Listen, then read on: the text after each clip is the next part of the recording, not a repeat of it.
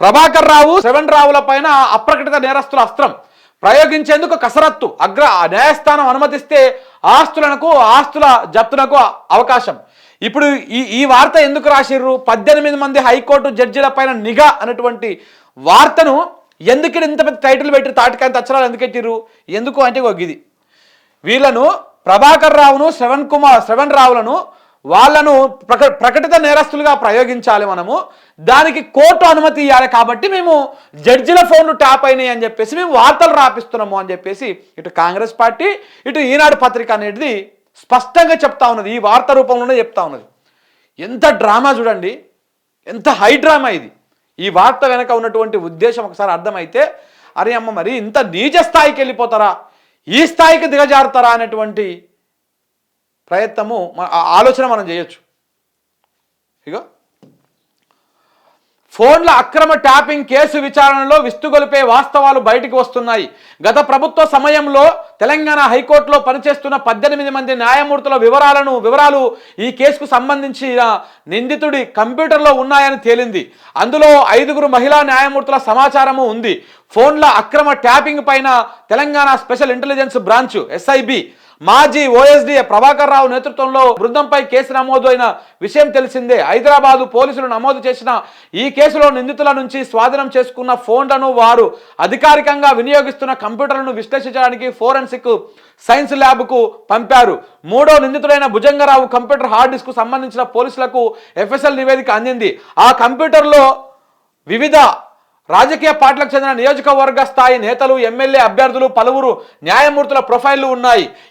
ఈ మధ్య పదవి విరమణ చేసిన 3 ప్రొఫైళ్లతో సహా 18 మంది న్యాయమూర్తుల వివరాలు కూడా అందులో ఉన్నాయి.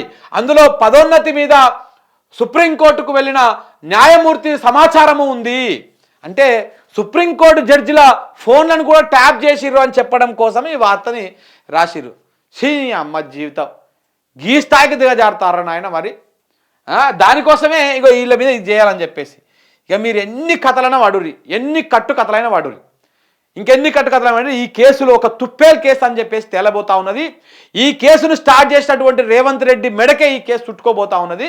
రేపు చూస్తూ ఉండండి. ఇవాళ ఏ విధంగా అయితే ఒక పోల్ మెడకు చుట్టుకుందో అలాగనే ఏ విధంగా అయితే ఈ ఫార్ములా ఈ రేస్ అని చెప్పేసి రేవంత్ రెడ్డి ఉరుకులాడి ఎగురులాడి దుంకులాడి చివరికి అన్ని మూసుకొని సలికి సద్దరు కప్పుకొని అనుకున్నాడో, రేపు ఈ కేసులో కూడా రేవంత్ రెడ్డి మెడకే చుట్టుకోబోతా ఉంది. రేవంత్ రెడ్డి గురువు అయినటువంటి చంద్రబాబును కూడా ఇందులో ఇరికించేటువంటి ప్రయత్నాలు జరుగుతూ ఉన్నాయి. ఇదే రేవంత్ రెడ్డి ఇరికిస్తాడు అలా, అంతకుమించి ఇంకోటి ఏం లేదు.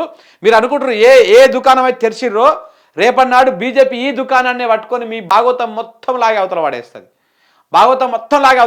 మరి గత ప్రభుత్వం చేస్తున్న ఫోన్ ట్యాపింగ్ల గురించి మాట్లాడుతూ ఉన్నావు.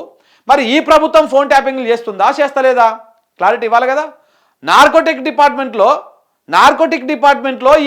నీ దుకాణం ఎందుకు తెరిచినట్టు, ఈ SIB బ్రాంచ్ని ఒక దాన్ని ఎందుకు తెరిచినట్టు, దేనికోసం తెరిచినట్టు, మరి ఈ దుకాణం ఏంది, ఎవరెవరి ఫోన్లు సంభాషణలు వింటా ఉన్నారు, ఏ విధంగా వింటా ఉన్నారు, ఇవన్నీ కూడా తొందరలోనే బయటకు రాబోతా ఉన్నాయి, తెలుస్తుంది. సో కాబట్టి ఈ రకంగా ఒకటి అంటే ఇక్కడ పనిచేసిపోయిన వాళ్ళు అక్కడ పోయారు కాబట్టి వాళ్ళ ఫోన్ కూడా ట్యాప్ అయినని చెప్పడం కోసం అని చెప్పేసి చేస్తూ ఉన్నారు. అయితే ఇదే ఫోన్ ట్యాపింగ్ జడ్జిలకు సంబంధించినటువంటి వివరాలని సుప్రీంకోర్టు మొన్న బెయిల్ సందర్భంగా ప్రస్తావించినప్పుడు జడ్జిల ఫోన్లను కూడా వీళ్ళు ట్యాప్ చేసిరు. అంటే జడ్జిల ఫోన్లు ట్యాప్ చేసి ఏం చేసిర్రు, ఏ రకమైనటువంటి దాన్ని తీసిర్రు అంటే వాళ్ళ దగ్గర ఆధారం లేదు, చెప్పడం వరకు చెప్తా ఉన్నారు. అంటే ఇప్పుడు ఫోన్ ట్యాప్ చేసిర్రు, నా ఫోన్ ట్యాప్ చేసిర్రు అనుకో, వాళ్ళ ఫోన్లో ఉన్నటువంటి డాటాను ఏమైనా తీసుకున్నారా లేకపోతే ఏం చేసిర్రు, అది మీరు ఎట్లా చెప్తా ఉన్నారు, ఏ రకంగా చెప్తా ఉన్నారు, ఏ రకమైనటువంటి సమాచారాన్ని చోరీకి పాల్పడ్డారు ఏంటిది అనేది కూడా మళ్ళీ సమాధానం లేదు, ఓన్లీ చెప్పడం వరకే.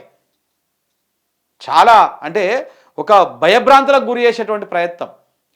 అంతకుముందే ఇప్పుడు జడ్జిల మీదనే వాడరు ఎందుకంటే వరుస పెట్టి వీళ్ళకి బెయిల్ వస్తున్నాయి కదా. వరుస బట్టి ఇప్పుడు మొన్న తిరుపతి అన్నకు బెయిల్ వచ్చాయి, ఇప్పుడు భుజంగరావుకు బెయిల్ వచ్చాయి, రాధాకృష్ణరావుకు బెయిల్ వచ్చాయి, రేపో మాపో పాపం ఆయనకు కూడా ప్రణీత్ కుమార్ కూడా బెయిల్ వచ్చేటువంటి అవకాశం కనపడతా ఉన్నది. ఎందుకంటే ఈ తుప్పేల్ కేసు కాబట్టి ఇది ఒకవేళ వీళ్ళందరికీ బెయిల్ వస్తే కేసు అంతా బిస్కెట్ అయిపోతుంది. కాబట్టి ఇట్లా మళ్ళా రోతరాతలు రాసి ఆ బెయిల్ రద్దు చేసేటటువంటి ప్రయత్నాలు చేస్తూ ఉన్నారు వీళ్ళు. ఇంకా ఎన్ని రోజులు ఒక అబద్ధాన్ని కప్పుకోవడం కోసం ఇంకొక అబద్ధం, ఈ అబద్ధం మీద ఇంకో అబద్ధం, ఇట్లా అబద్ధాల మీద చెప్పుకుంటూ పోతే ఎన్నడో రోజు నిజం తెలిస్తే కిందదే మొత్తం గుర్పితే మొత్తం పేక మేడలకు కూలిపోతుంది కదా. ఈ విషయాన్ని ఎందుకు గమనించడం లేదు? ఓన్లీ చూడండి ఇప్పుడు మొన్నటిదాకా అంతకుముందు దాకా ఏం చెప్పారు, హీరోయిన్ల ఫోన్లు విన్నాడు, ఇద్దరు పెళ్ళం మొగన్లు మాట్లాడుకుంటున్న ఫోన్లు విన్నాడు అని చెప్పేసి చెప్పారు. ఇప్పుడేమో జడ్జిల మీద పడ్డారు. ఇంకెన్ని చెప్తారు.